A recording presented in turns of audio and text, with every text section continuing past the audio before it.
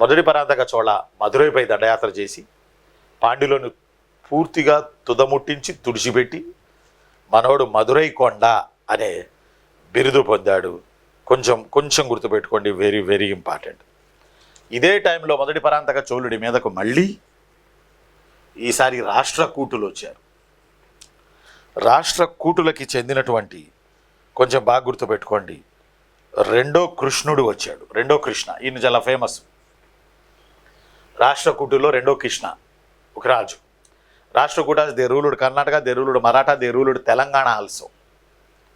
They not రూలుడు Andhra Pradesh. Telangana వరకు బ్రహ్మాండమైన రాజ్యాన్ని పెట్టారు రాష్ట్రకూటాస్.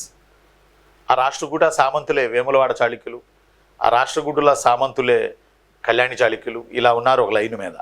వేములవాడ చాళుక్యులు వీళ్ళందరూ రాష్ట్రకూటుల సామంతులే, తెలంగాణ నేలారు. రాష్ట్రకూటులు రెండో కృష్ణతో చోళ పరాంతక చోళుడికి యుద్ధం జరిగింది.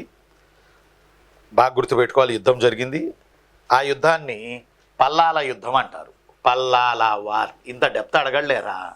కానీ శ్రీపురంబి యుద్ధం ఒకటి వచ్చింది, పల్లాల యుద్ధం రెండోది వచ్చింది. చూడండి, ఒక పాఠంలో వచ్చే యుద్ధాల మీద కూడా మీరు జర కమాండింగ్ తెచ్చుకోండి. ఎవరెవరికి జరిగింది అంటాడు అంతే.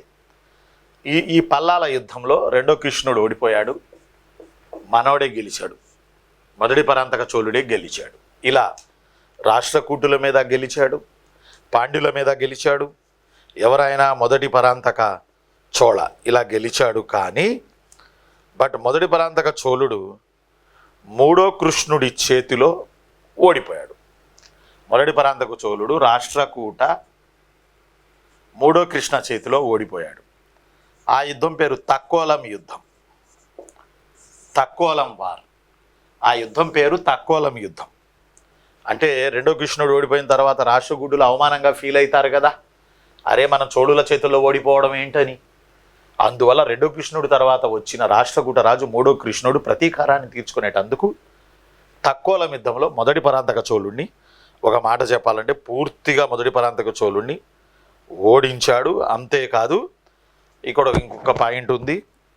నేను చిన్న స్పెట్స్ పెడతాను నా నోట్స్లో చూసి చెప్తాను. ఒక మంచి ఇంపార్టెంట్ పాయింట్, మీరు ఇంపార్టెంట్ పాయింట్లు మిస్ కాకూడదని.